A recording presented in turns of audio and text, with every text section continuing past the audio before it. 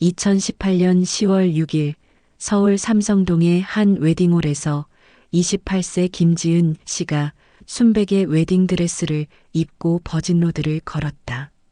하객들의 박수 소리가 울려 퍼지는 가운데 신랑 박준혁 씨는 미소를 지으며 그녀를 기다리고 있었다. 김지은 씨는 홀로 자랐기 때문에 가족이라는 단어에 늘 목말라 했다. 대학을 졸업하고 IT 회사에 취직한 후 그곳에서 박준혁을 만났는데 그는 지은이 그동안 만나본 사람들과는 달리 다정했고 배려심이 깊었다. 2년을 사귀는 동안 준혁은 한 번도 지은을 실망시킨 적이 없었고 그래서 지은은 그와의 결혼을 자연스럽게 받아들였다. 첫 상견례 자리에서 지은은 긴장으로 손이 떨렸지만 준혁의 가족은 상상했던 것보다 훨씬 따뜻하게 그녀를 맞아주었다. 아버지 박철수 씨는 대기업 임원 출신으로 카리스마가 있었지만 지은에게는 부드러웠고 어머니 이명숙 씨는 전업주부로서 세심하게 음식을 준비해왔다. 누나 박서연 씨는 약사로 일하며 자상한 말투로 지은을 안심시켰고 대학생인 동생 박민준 씨는 장난스럽게 새 가족을 환영했다. 어머니 이명숙 씨는 지은의 손을 꼭 잡으며 이제 우리 가족이라는 말을 건넸는데 그 순간 지은의 눈가에 눈물이 맺혔다. 평생 갈망했던 따뜻한 가족을 드디어 갖게 된 것 같았기 때문이다. 아버지는 부족한 것 없이 살게 해주겠다며 든든한 약속을 했고 지은은 처음으로 진짜 보호받는다는 느낌을 받았다. 결혼 후 지은과 준혁은 분당의 새 아파트로 신혼집을 마련했는데 전세금은 준혁의 부모님이 전액 지원해 주었다.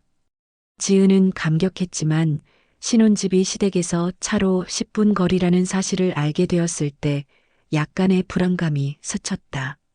이명숙 씨는 가까워야 자주 볼 수 있고 급할 때 서로 도울 수 있다며 이 거리를 고집했고 지은은 그녀의 호의를 거절할 수 없었다. 결혼 1개월 차부터 새로운 일상이 시작되었는데 평일에는 출근하고 주말에는 어김없이 시댁을 방문하는 패턴이 자리 잡았다. 매주 토요일 저녁은 시댁에서 보내야 하는 시간이었고 이는 선택이 아닌 의무처럼 느껴지기 시작했다. 첫 번째 주말에 시댁 대문을 열자 강아지가 짖으며 달려왔고 어머니는 현관에서 손을 흔들며 환하게 웃고 있었다. 안으로 들어서는 순간 음식 냄새가 코를 찔렀는데 식탁에는 갈비찜과 잡채, 전과 나물이 가득했다. 6명이 먹기에는 과도할 정도로 많은 양이었지만 어머니는 웃으며 지은이가 좋아할까 싶어서 전부 준비했다며 뿌듯해했다. 저녁 식사 시간에는 모든 가족이 동시에 이야기를 쏟아냈고 아버지는 회사 이야기를, 누나는 약국 손님 이야기를, 동생은 학교 이야기를 하면서 서로의 말을 자르고 웃었다. 지은은 조용히 밥을 먹으며 그들을 지켜봤는데 원래 말이 적고 혼자 사는데 익숙했던 그녀에게 이렇게 많은 사람들과 함께하는 식사는 마치 전쟁터 같았다. 밤 10시에 집으로 돌아오는 차 안에서 지은은 심한 피로를 느꼈고 준혁이 괜찮냐고 물었을 때 고개를 끄덕이며 괜찮다고 대답했지만 머리가 지끈거렸다. 두 번째, 세 번째, 네 번째 주말도 같은 패턴이 반복되었고 지은은 점점 지쳐가면서도 좋은 며느리가 되고 싶다는 마음에 내색하지 않았다. 어느 날 어머니가 전화를 걸어 평일 저녁에도 놀러 오라고 했는데 지은이 회사 일이 있다고 하자 그럼 내일은 가능하냐며 집요하게 물었다. 거절하기 어려웠던 지은은 결국 수요일 저녁에도 시댁을 방문하게 되었고 이렇게 일주일에 2번씩 시댁을 찾는 것이 새로운 일상이 되어버렸다.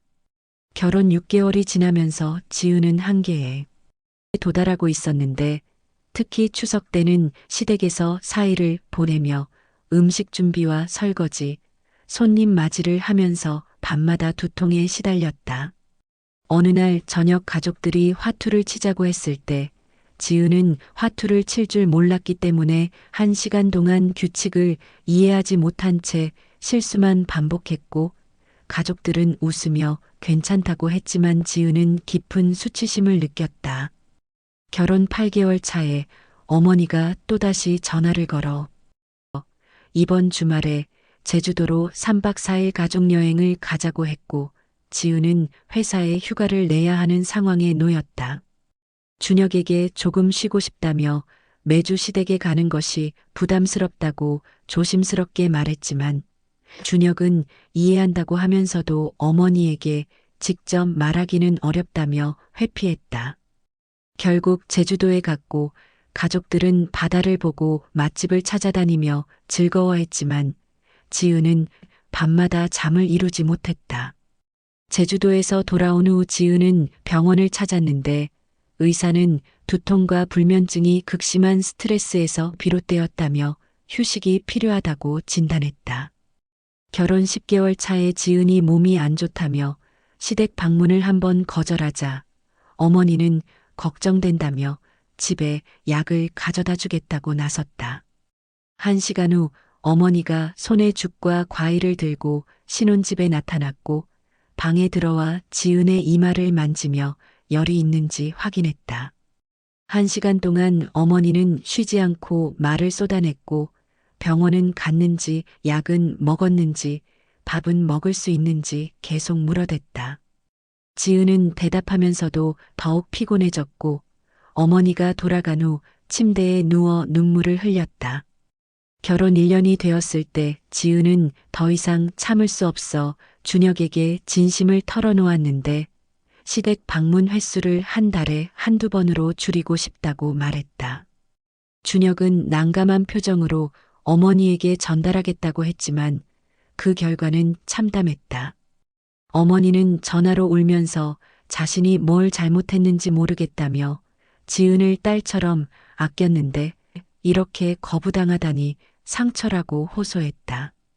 그 후 분위기가 완전히 달라졌는데 어머니는 지은에게 차갑게 대했고 전화도 거의 하지 않았다.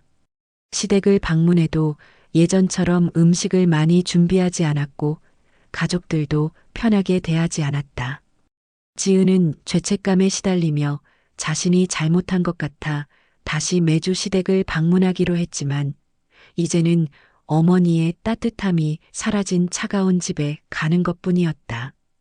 결혼 1년 6개월이 되던 설날 지은은 시댁에서 3일을 보내며 음식 준비와 설거지, 청소를 도왔지만 누구도 감사 인사를 하지 않았다. 설날 저녁에 30명이 넘는 친척들이 모였고 지은은 그들을 맞이하며 인사하고 음식을 나르며 6시간 동안 서 있었다. 밤 11시에 모두가 돌아간 후 지은은 부엌에서 산더미 같은 그릇을 설거지하며 눈물을 흘렸는데 손은 부르트고 허리는 끊어질 듯 아팠다. 설거지를 마치고 거실로 나왔을 때 시댁 가족들은 TV를 보며 웃고 있었고 지은을 보고도 아무 말이 없었다. 지은이 그들을 바라보며 서 있는 순간 갑자기 현기증이 몰려왔고 그녀는 그대로 바닥에 쓰러졌다. 구급차가 도착했고 지은은 응급실로 실려갔는데 의사는 과로와 극심한 스트레스로 인한 급성 탈진 상태라고 진단했다. 병상에 누워 천장을 바라보는 지은에게 준혁이 다가와 손을 잡으며 미안하다고 말했지만 지은은 아무 대답도 하지 않은 채 고개만 저었다. 퇴원 후 지은은 중요한 결정을 내렸는데 더 이상 좋은 며느리가 되려 하지 않고 자신을 지키기로 한 것이다. 시댁 방문을 한 달에 한 번으로 줄였고 어머니가 전화해도 바쁘면 거절했으며 명절에도 하루만 방문하겠다고 선언했다. 어머니는 격분했고 준혁에게 전화를 걸어 며느리 교육을 제대로 못 시켰다며 소리를 질렀다. 준혁은 처음에 어머니 편을 들며 지은에게 조금만 참아달라고 했지만 지은은 단호하게 거부했다. 더 이상 자신의 건강을 희생할 수 없다고 이해하지 못한다면 차라리 이혼하겠다고 선을 그었다. 그 말에 충격을 받은 준혁은 비로소 지은의 고통을 제대로 마주했고 며칠 동안 고민한 끝에 어머니에게 전화를 걸어 앞으로는 지은의 의견을 존중해달라고 요청했다. 하지만 어머니는 배신감을 느끼며 아들마저 며느리 편을 드냐고 울분을 토했고 전화를 일방적으로 끊어버렸다. 그 후 한 달 동안 어머니는 준혁에게 연락하지 않았고 준혁이 먼저 전화를 걸어도 받지 않았다. 아버지가 대신 전화를 걸어 어머니가 많이 상심하셨으니 지은이가 직접 사과하러 오는 것이 어떻겠냐고 제안했지만 지은은 단호하게 거절했다. 결혼 2년이 되던 해 지은과 준혁은 시댁과 완전히 단절된 상태로 지내고 있었다. 명절에도 가지 않았고 생일에도 연락하지 않았으며 어머니가 보낸 문자 메시지에도 답장하지 않았다. 준혁은 처음에는 죄책감에 시달렸지만 지은의 건강이 회복되고 웃음이 돌아오는 것을 보며 자신의 선택이 옳았다고 확신하게 되었다. 2년이 지난 지금 지은은 더 이상 두통과 불면증에 시달리지 않으며 밤에 푹 자고 아침에 상쾌하게 일어난다. 신혼집은 이제 진짜 그들만의 공간이 되었고 주말에는 친구들을 만나거나 여행을 가며 자유롭게 시간을 보낸다. 어머니는 여전히 준혁에게 가끔 문자를 보내며 집에 오라고 하지만 준혁은 정중하게 거절하고 있다. 아버지와 누나, 동생도 여러 번 중재를 시도했지만 지은은 단 한 번도 마음을 바꾸지 않았고 준혁 역시 아내의 편에 서도 가족들에게 선을 그었다. 지은은 깨달았는데 가족이라는 이름으로 모든 것을 요구할 수는 없다는 것을, 사랑에도 경계가 필요하다는 것을, 그리고 완벽한 며느리는 애초에 존재하지 않는다는 것을 말이다.